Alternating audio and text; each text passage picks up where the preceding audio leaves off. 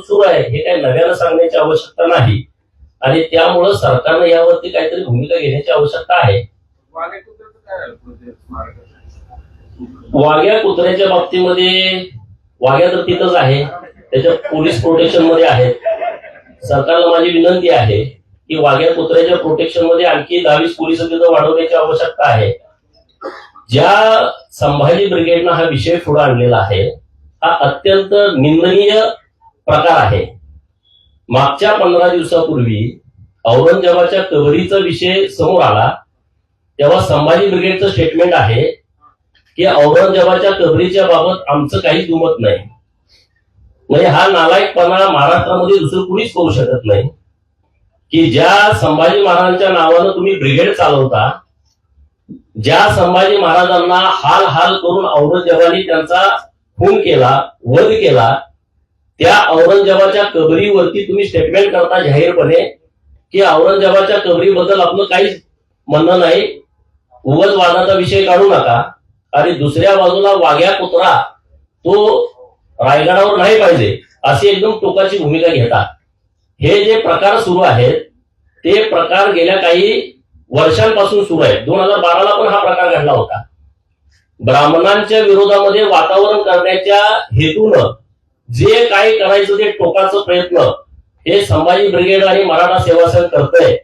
त्यामुळं त्यांच्या इतिहासकारांनी जी काही भूमिका मांडली ती भूमिका आम्हाला मान्य नाही. तुकोजी होळकर राजेंनी जी मदत छत्रपती शिवाजी महाराज यांच्या समाधीच्या जीर्णोद्धाराला दिलेली आहे आणि ती सर्वांच्यासाठी अभिमानास्पद आहे. आणि त्यामुळं वाघा जो पुतळा तिथं बांधलेला आहे त्याबद्दल सगळ्यांच्या भावना एकदम जोडलेल्या आहेत. त्यामुळे त्यांनी किती जरी वाद केला तर सरकारने यावरती स्पष्ट भूमिका घ्यावी. तुमच्या पक्षातले खासदार उदयनराजे भोसले यांनी सुद्धा तो पुतळा उचलून टाका, फेकून टाका असं म्हटलेलं आहे. तुम्ही मग त्यांच्यावर काय बोलणार? हे बघा, उदयन महाराजांच्या बाबतीमध्ये मला त्यांच्याविषयी आमच्या मनामध्ये नितांत आदर आहे. परंतु हे घुसपाट काढले कुणी? ब्रिगेडीने. ते त्यांचा नेता जेव्हा अडचणीत येतो, सत्ता जाते, तेव्हा हे शोधून शोधून असे विषय काढत राहतात. म्हणजे शरद पवारांना फॉर ह्या सगळ्या संघटना ह्या नवीन नवीन इतिहास बाहेर काढत राहतात आणि त्यामुळं हे वाद तयार होतात. ब्राह्मणांना टोकाचा विरोध करायचा आणि बहुजनांना त्यांची माती भडकावून सत्ता लाटायचा उद्योग हा गेल्या अनेक वर्षांपासून सुरू होता. तो 2014ला लोकांनी ओळखला, 2019ला ओळखला होता आणि 24ला त्याला सडेतोड उत्तर दिलेलं आहे. आता मला काय वाटतं या सगळ्या विषयावरती हे जे सगळे इतिहासकार पवारांना फॉर जे राजकारण करण्यासाठी इतिहास नवीन नवीन घेत आहेत आणि त्यातून रोज वाद तयार होत आहेत, तर माझी विनंती असे शरद पवारांना, त्यांच्याकडे आता फावला वेळ आहे, त्यांचा पक्ष आता सगळा अजित पवारांकडे त्यांनी दिलेला आहे, तर या फावल्या वेळामध्ये त्यांनी स्वतः 2 वर्ष बसून त्यांना पाहिजे तसा इतिहास स्वतः लिहावा, नवीन इतिहासकारांच्याकडे न देता. आणि एखाद्या जातीला कसं टार्गेट करायचं, कुठली जात मातीत घालायची, कुठल्या महापुरुषाला खाली दाबायचं, कुठल्या महापुरुषाला वर काढायचं, कुठल्याला खाली दाबल्यानंतर मताचं राजकारण होईल, कुठल्या जातीला जास्त शिव्या दिल्याच्या नंतर मतं जास्त आपल्या बाजून येतील, पुढच्या 2-4 पिढ्या मातीत कशा जातील, अशा पद्धतीचा इतिहास त्यांनी एकदाच लिहावा. म्हणजे परत परत नव्याने इतिहास लिहिण्याची काही आवश्यकता आहे असं मला अजिबात वाटत नाही. उदयनराजेंची भूमिका मग शरद पवारांना फॉर आहे?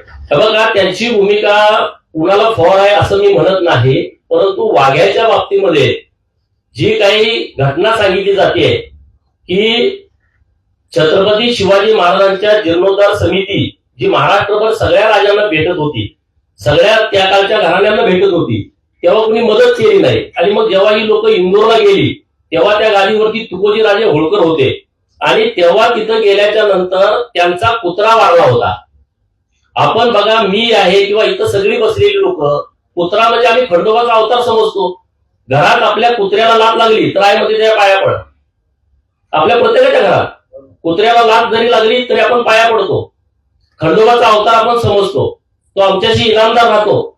आणि म्हणून तुकोजी राजेंचा कुत्रा वारल्यानंतर त्यांनी सुतक पाळलं होतं. आणि तेव्हा ही कमिटी जेव्हा गेली तेव्हा निरोप दिला की बाबा अशी एक समिती महाराष्ट्रातून आलेली आहे आणि ती छत्रपती शिवाजी महाराजांच्या जीर्णोद्धार समिती आहे समाधीची.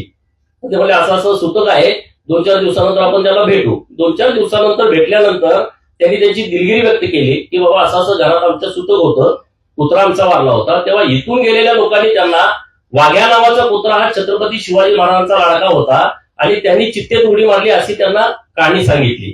आणि मग तुकोजी महाराजांनी समाधीच्या जीर्णोद्धारासाठी पैसे दिले आणि त्याच्यासोबत त्यांनी सांगितलं की तुम्ही वाघ्याची पण तिथं एक स्मृती म्हणून तिथं त्यांचाही पुतळा बसवा.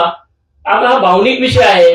बरं, तुकोजी महाराजांनी त्याच्या अगोदर या होळकर घराण्याने केळुसकर गुरुजींनी जो इतिहास शिवचरित्र लिहिलं आणि ते त्यांनी अनेक भाषात रूपांतरित केलं आणि जगभरात पाठवायचं होतं त्यांना, तेव्हाही त्यांनी इथल्या लोकांना पैसे मागितले होते. मदत कुणी केली नव्हती. त्यांच्यावरती कर्ज झालं होतं, दागिने त्यांनी मोडले होते, घर घाण ठेवलं होतं. तेव्हा पण होळकरांनीच त्या सर्व प्रतीचा खर्च स्वतः दिला होता. त्यांच्यासोबत सेवक पाठवून इकडं पैसे पोच केले होते.